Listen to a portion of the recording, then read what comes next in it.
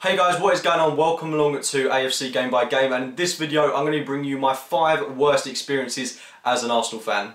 So in at number 5 it is the sales of both Cesc Fabregas and Nasri back in 2011, and at the time as a fan this was absolutely devastating to see. Losing 2 of our most influential and creative players in the 2010-11 season was shocking to see. With Cesc Fabregas, I suppose I can compensate for him a bit more as he was returning to his home club in Barcelona, and I had to put myself in his shoes. I had to see myself as a professional footballer, which obviously is never going to happen, but imagine you're a professional footballer playing for, I don't know, Paris Saint-Germain, and you want to play for Arsenal, and Arsenal come in wanting to buy you.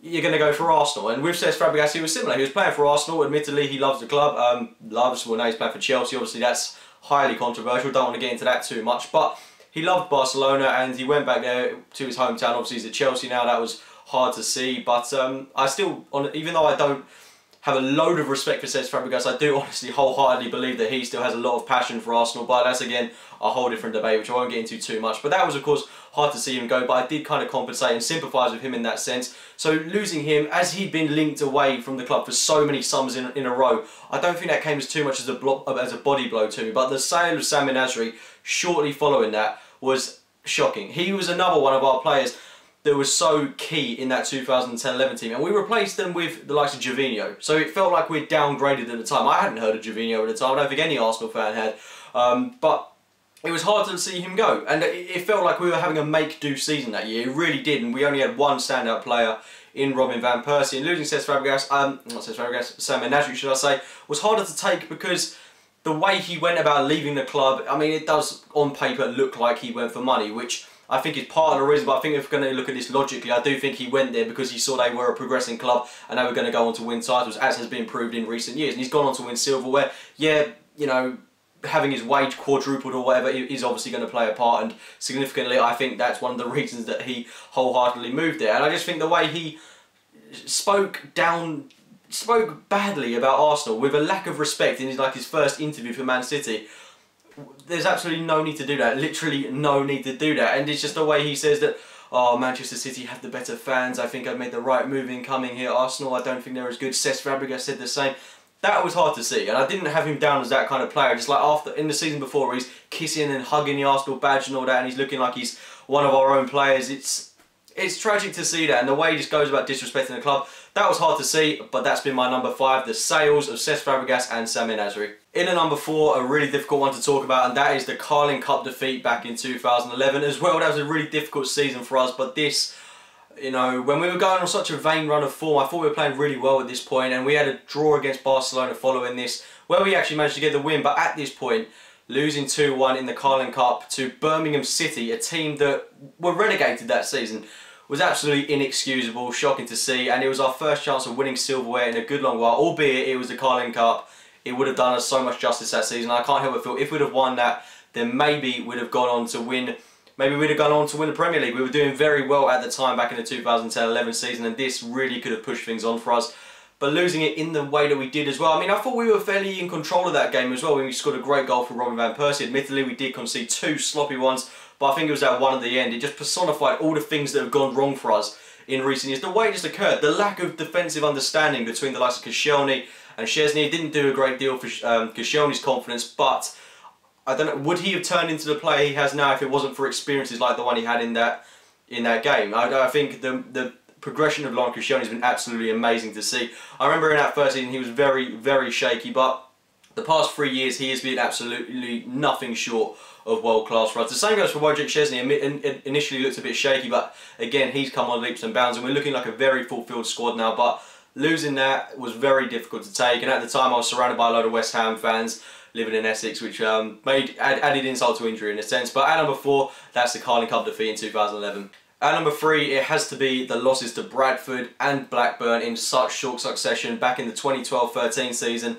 The way we performed in these games was absolutely inexcusable. I think this was when the Wenger out brigade were probably at their peak, and I was very inclined to join them.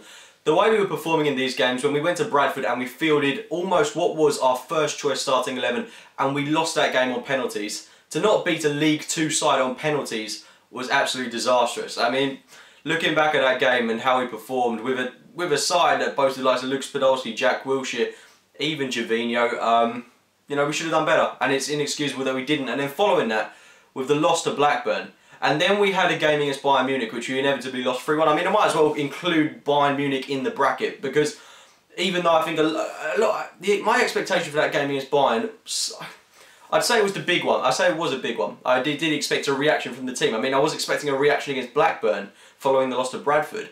But if we weren't going to do that, then I did expect something against Bayern. And to be fair, against Bayern, we didn't put in the worst of performances. We were unfortunate to lose 3-1, but they were a world-class team, and I didn't really foresee us getting anything out of that game. But I did really expect a good performance from us. And I just think that was a really difficult period for us, where we had the loss to Blackburn, the loss to Bradford, and the loss to Bayern, and it effectively put us out of 3 trophies. We were never going to win the league, and it was that reoccurring theme that we're out of every single competition by mid-February, which it was constantly happening season after season after season, and that was really difficult to take. And you kind of just think at that point, same old, something's got to change. We'd failed to strengthen adequately in January, only bringing the likes of Nacho Monreal when we needed sufficient players in at the time, and we just looked lacklustre. We looked incredibly woeful at that point. I remember the squad was very, very inept. We had a lot of players, a lot of deadwood players that shouldn't have even been in the team. We had the likes of Andre Santos in some of the teams. We had the likes of Maro and Shamak.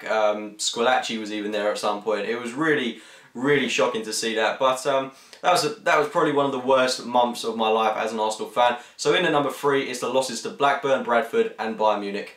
In at number 2, it's yet again the sale of a former player, and this is Robin van Persie. I think this one, out of all the players that we've sold to rival clubs in recent years, I think I took this one, you know, the hardest, because at the time, seeing that Robin van Persie in that Arsenal side, I never had regarded Robin van Persie as a massive player for Arsenal. I'd never thought of him as that in the 2010-11 season, the 2009-10 season, because he was always injured.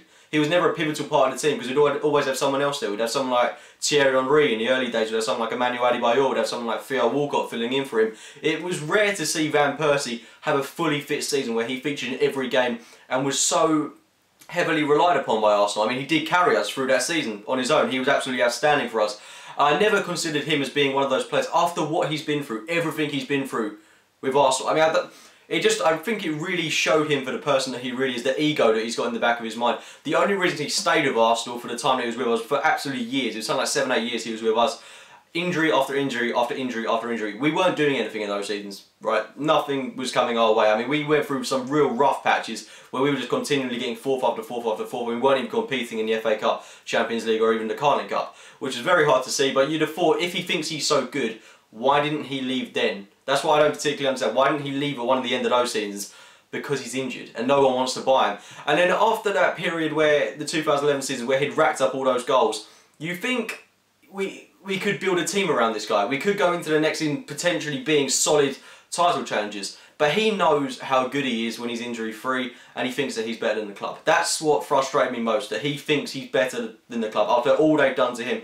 And the club were restoring that. We could have sold him at any point we wanted to, you know, for a cut-down price of 5, 10 million or whatever. But it's the fact that the club restored their faith in him, knowing that he could reach the potential that he did in the 2011-12 season. He knew he could. Well, he probably didn't know how good he was. He didn't know that he could score that many goals. And when he found out that he was that good, he decided he could move on and effectively ditch the club in a time where we needed him at his most. And then he goes on to say that the club doesn't need ambition, doesn't have ambition, and it lacks ambition. When we'd brought in the likes of Lucas Podolski, Olivier Giroud, Santi Cazorla that summer, and we go on to bring the likes of Mesut Ozil and Alexis Sanchez. What frustrates me most about, you know, all of these players leaving, both Nasri, Fabregas, and even Robin van Persie, all of them leaving, the fact is you kind of think in your back of your mind, if you're to wait around another 2 or 3 years, when you're not even going to be in, you know, an old age, where you're going to be in your peak form, we're going to have an amazing squad built around you, because everyone knew we were in that financial situation where we didn't really have the funds to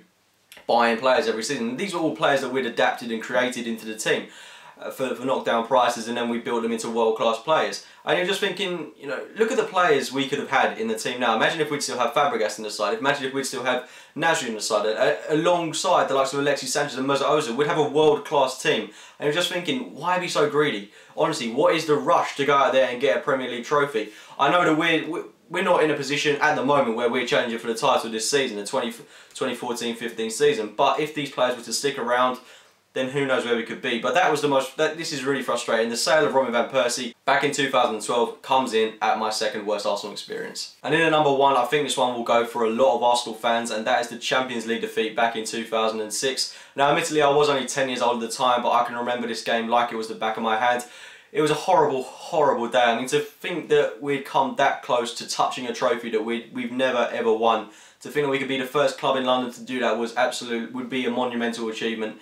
And losing it in the way that we did was really hard to see. I mean, the fact that we'd had a really, really poor Premier League season kind of justified that we'd got this far in the Champions League. And it was really exciting to see us come up against a very good Barcelona team at the time. And we matched them for a majority of that game. In fact, I think that we could have gone on to win it. The header from Campbell putting us 1-0 up, and then unfortunately Jens Lehmann getting sent off. It was a really, really difficult game. And you know, when Lehmann got sent off and we had to substitute a player, we had to see out the game with 10 men, it was really, really difficult to actually visualise us getting something out of this game. But there was a lot of hope for us in that game. The team performance was very spirited, and it was hard to take that we hadn't come out of this game with the win after such effort had been put into it.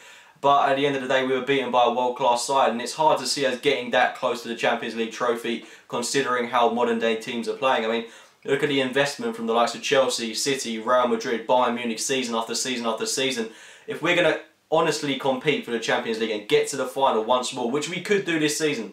You know I'm saying that considering we're having such a poor season in the Premier League, but if we strengthen in January, we've got a tie against Monaco. If we really put a lot of effort into this, you know, I'd love to see us get as far as least to the semi-finals. At least if we got that far, I'd be absolutely delighted with how far we do. But honestly, getting to the final, winning the trophy is the ambition, and I really hope that we're able to do that at some point. But with the investment of other teams around us, we've got to match them on that level. We've got to be spending more and more every season. Unfortunately, I know that's not the Arsenal way. We're constantly looking to adapt and bring in new players to the side from youth level, but we've got to spend big money at some point. We do need a central defensive midfielder, we need a centre-back, and we probably need strengthening in 1 or 2 more areas of the pitch just to give more depth to our squad, give us more options, and give us a chance at winning this Champions League trophy. For now, no, whilst Real Madrid, Bayern Munich, City, Chelsea, etc. are investing so heavily in their sides, it's hard for me to see us getting that close as we did in the 2006 Champions League final. And that's where it hurts most, because the realisation is going to be very difficult for us to get to that stage again. It really is going to be difficult. But if fortunes go our way, maybe this season we can relive that dream and be filled with hope, and maybe, just maybe, we could go on to win it. But not counting my chickens just yet. Anyway, guys, those have been my top 5 worst Arsenal experiences. If you've enjoyed the video, be sure to give it a like rated. Leave your 5 worst Arsenal experiences in the comments box below. And I'm not going to be all negative. I am going to do my top 5 best Arsenal experiences at some point. But like I said, guys, if you enjoyed the video, be sure to give it a like rate and subscribe to AFC Game by Game. And as always, thank you for watching, guys.